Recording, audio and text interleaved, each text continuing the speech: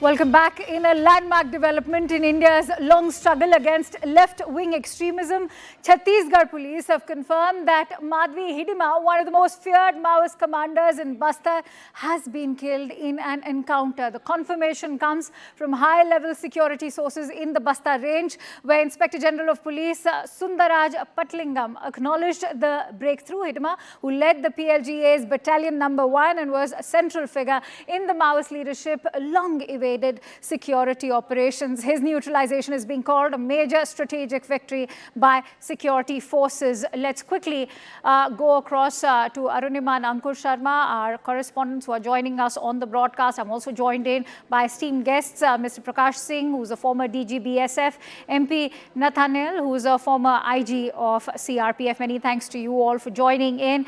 Arunima, earlier during the day, you said that if Hidma is actually killed, that means the end of Naxalism in Chhattisgarh. Could you expand on that?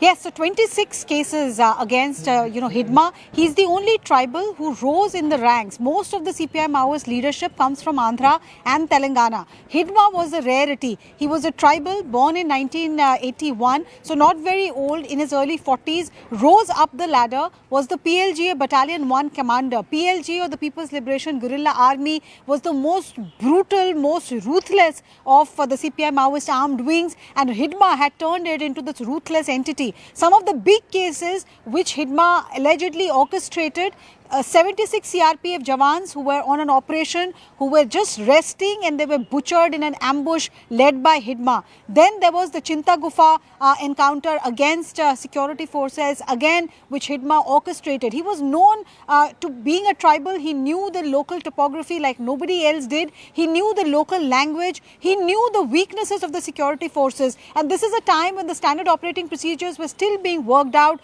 Road connectivity was still less. He would blow up roads and then trap the moving security forces into an ambush, not allow any kind of reinforcement to reach them. So this kind of ruthlessness is what Hidma was known for. He recently got promoted as the Dandakaranya Special Zonal Committee head. So he was not just PLGA Commander 1, he was effectively the head of Naxals in Chhattisgarh. There was a huge operation for him that was led by CRPF and local police in April this year in the KGL Hills. It went on for more than a month. The entire hill was surrounded, but he escaped. And it was believed that he escaped to Andhra Pradesh. But today, finally, based on an intelligence input, he was brought to justice. And Home Minister had actually set out a target of November 30th for the security forces to eliminate Hidma. He's been eliminated 12 days before that. Ankur, I want to quickly bring you in on the deadline that the Home Minister himself has also set for the end of Red Terror, that is March 2026. What does it speak of the crackdown that's currently taking place on Red Terror? So earlier, the first announcement which was made by Union Home Minister Amit Shah was 31st March of 2026, that India will be getting relief from Naxalism. But according to the sources, it was further, brought down to 31st December 2025. And as we know, as my colleague Arunima also shared, that now the deadline was 30th November. So certainly it was very clear that after Baswa Raju and other top leaders, top commanders who were part of Central Committee, they were eliminated by the security forces, and one of them was also surrendered in front of security forces. So after that, it was very clear that now Hidma would be the next target. And according to the sources, Hidma used to travel with 3 rings of security. So that was the toughest task for the security forces, to establish the intelligence about Hidma and his wife. Why? Because it was he grew in the jungle area. He was aware about the terrain and topography of that area, especially the Bastar region, which used to be the den of Naxalism. And he was also aware about the local people. So to gather information, the local intelligence was very tough for the security forces. And since he used to travel with 3 rings of security, so it was also very tough for the security forces to plan and execute the operation against Hidma. Precisely why this is a major breakthrough for our security forces. I want to quickly bring in Mr. Prakash Singh. Mr. Singh, is this a strategic victory of sorts? Because experts are saying that now the entire hierarchy and the leadership particularly, which used to be responsible for galvanizing the kind of cadres, is now wiped out. Mr. Prakash Singh, can you hear me? Yes, I can hear you. There's some. No, we can the hear net you. is not Please very go good ahead. here in Yes, yes. Puri, but Please go still I ahead. will try to convey whatever is possible. You see, the security forces had already got the upper hand, and they had inflicted deadly blows on the People's Liberation Army and also the political organization of the CPIML, the Politburo and the Central Committee. Most of the members of the Central Committee and the Politburo have either been accounted for either in the form of being arrested or surrendered or probably killed in some encounter.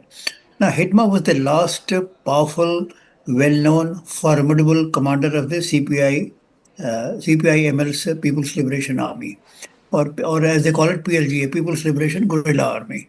He was the last formidable commander, and it was said that as long as he is alive, and as long as he is committed to fighting. All right, we seem to be having some. But now that Hidma has also been accounted for, and I mean that is the impression given to me that the greyhounds have liquidated him somewhere in the Andhra Orissa border area. Now, his liquidation means virtually the end of the People's Liberation Guerrilla Army, because only the foot soldiers would remain. Now there is no formidable commander to lead the PLGA, and with PLGA being virtually decimated and disintegrated, we can say that the armed wing of the CPIML, Communist Party of India, Marxist-Leninists, that is as good as finished. And now, here and there would be some foot soldiers with some local commanders and probably some theoreticians who would continue to talk about the Naxal philosophy or the Maoist philosophy. They would remain, and it's only a question of mopping up of operations to be carried out. And I think the government is well on its way to liquidating the Naxal problem by the end of March 26. Maybe it may happen even earlier, but they seem to be. They're doing well. Mr. Nathaniel, I want to quickly bring you in on the deadline, as Mr. Singh has been highlighting right now, that we are well on track to wipe out Red Terror as a threat. But given that you're looking at a man like Hidma, extremely intimidating terror threat, given the bounty itself was over 1 crore rupees, what do you make of the strategic victory of sorts? And since Mr. Singh has also highlighted that leaves the foot soldiers still on ground, what will this mean for the regional networks that are still operating?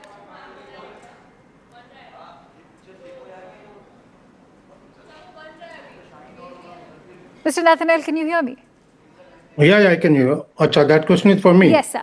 It's like this Hidma was a much wanted militant Maoist over there, and he had been displaced from his village Pavurti in Sukma itself. And because of his displacement, he had to move around in other areas. And he had a narrow escape in Karigutta Hills when 21 days operation was carried out by the security forces. And even at that time, it was presumed that he had escaped toward Telangana. And it has taken quite some time for this fellow to be killed in Telangana because Greyhound has a very good intelligence network over there. And he being from the area of Chhattisgarh, he may not gel easily with the Telugu people in Telangana itself. So the intelligence must have been easily coming to the Telangana police, and the Greyhounds were able to keep a track of his movement, and ultimately they were able to kill him along with 5 others over there. So he being a much wanted militant, a Maoist, this is a very big success for the security forces, and I am sure that by November 30th itself, the entire Maoist ranks would be finished off.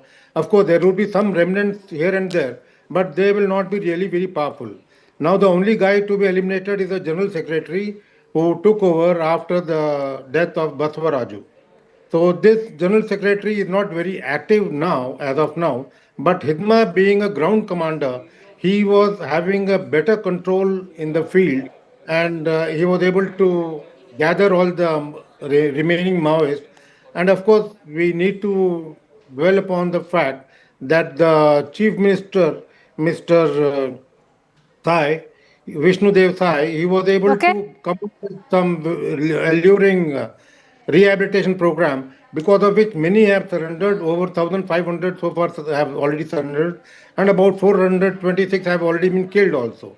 So this has had a definite impact on the Maoist movement itself. And I am sure with the killing of Hidma, Absolutely, and we are well on course for sure, given that the Home Ministry has set that deadline for March of 2026. Stay with me, sir. Stay with me, Mr. Singh, as well. I'm, in fact, getting in a CNN News 18 mega